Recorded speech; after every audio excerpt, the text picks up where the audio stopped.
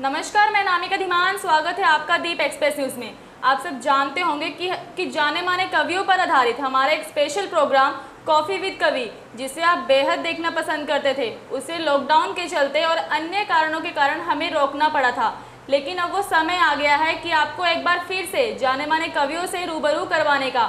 जी हाँ, अब हमारे एमडी तेजेंद्र सिंह वालिया जी इस प्रोग्राम को एक अलग अंदाज में आपके सामने पेश करने जा रहे हैं। आपको बता दें कि इस प्रोग्राम को अब हम होस्ट करेंगी अंजलि सीफर जी। जी हाँ, अंजलि सीफर जो एक बहुत ही जानी मानी कवित्री हैं। आइए हम आपको उनसे रूबरू करवाते हैं।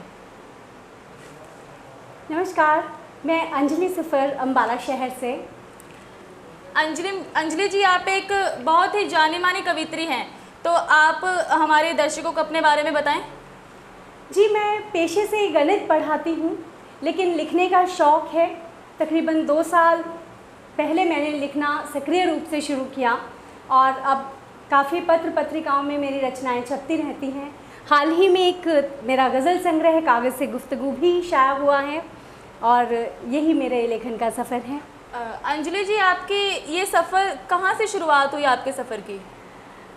मैं बताना चाहूँगी कि तकरीबन आज से 20 साल पहले ही मेरी रचनाएं कुछ दैनिक ट्रिब्यून और दैनिक भास्कर जैसे अखबारों में छपी, लेकिन क्योंकि अम्बाला शहर में कोई ऐसा प्लेटफॉर्म नहीं था जहां पर हमें इसका प्रोत्साहन मिल सके, तो ये सफ़र मेरा कहीं ना कहीं एक रफ़ कॉपी तक ही दबके रह गया।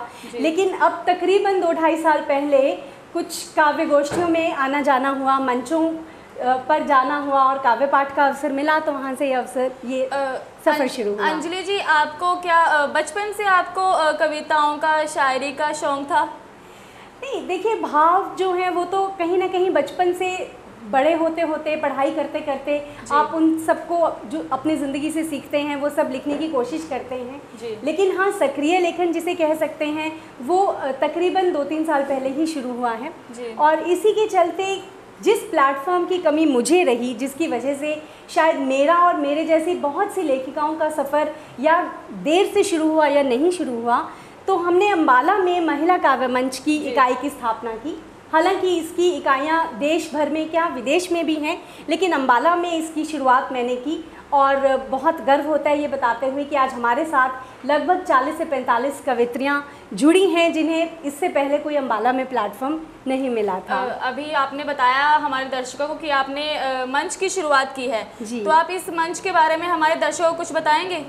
जी बिल्कुल, महिला काव्य मंच का उद्देश्य है मन से मंच तक, कि हमारा मानना है कि भाव हर एक के अंदर होते हैं, सिर्फ उनको कागज़ पर लाने तक सीमित नहीं रखना चाहिए, बल्कि सबके बीच भी लाना चाहिए। और उसके लिए जो एक मंच की ज़रूरत होती है, जैसा कि मैंने बताया, मेरा अपना सफ़र इसी तरह के किसी मंच की कमी की वजह से देरी से शुरू हुआ, तो ऐसा एक मंच प्रदान करने के लिए हमने इसकी अम्बाला में शुरुआत की और लगातार 2 साल से इसकी मासिक काव्य गोष्ठियाँ होती रहती हैं। इसमें जो महिलाएं हमारे साथ जुड़ी हैं, कवित्रियाँ जुड़ी हैं, बहुत अच्छा अब अपनी उनकी पत्र पत्रिकाओं में कविताएं छपने लगी हैं और बहुत अच्छा ये मंच काम कर रहा है। अंजलि जी, आपके पास एक बहुत ही बड़ी जिम्मेदारी आ रही है दीप एक्सप्रेस न्यूज़ की ओर से जी, और आप इस प्रोग्राम को होस्ट करेंगी, तो आप इसको लेकर क्या महसूस कर रही हैं?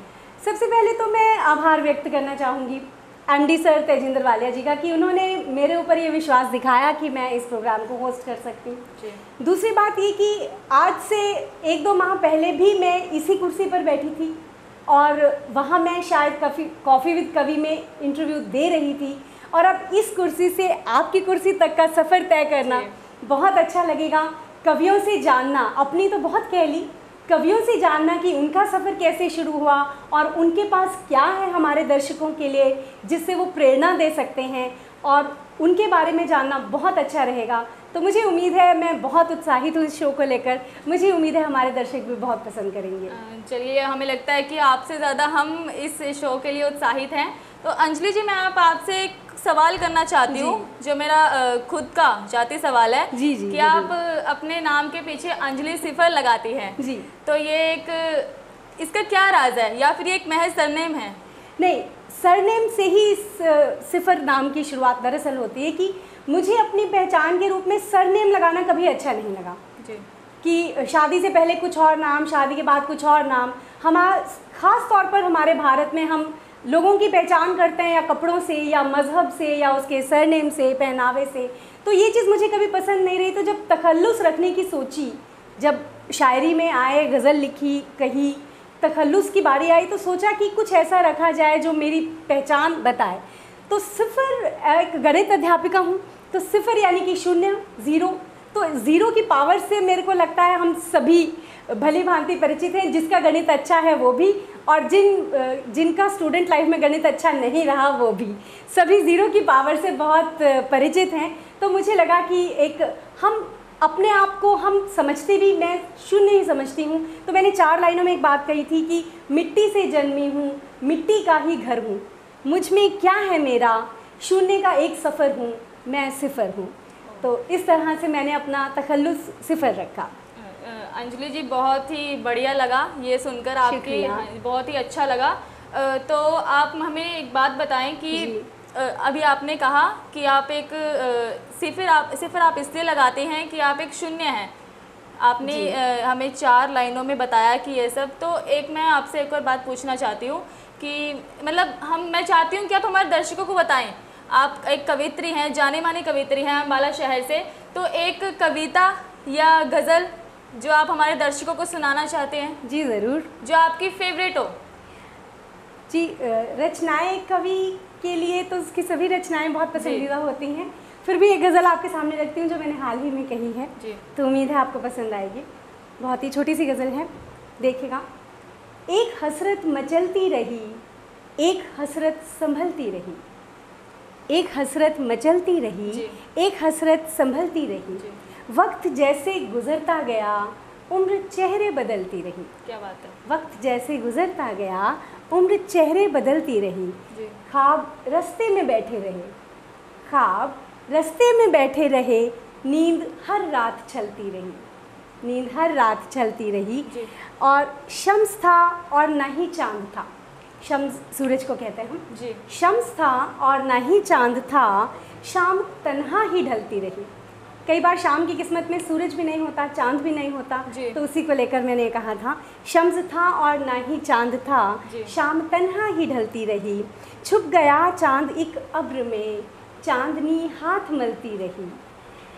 और ये शेर देखिएगा जो ज़िंदगी के फ़लसफ़े को कहता है, बस है थोड़े दिनों की ही बात, बस है थोड़े दिनों की ही बात, ज़िंदगी यूँ बहलती रही जी। बस है थोड़े दिनों की ही बात, ज़िंदगी यूँ बहलती रही।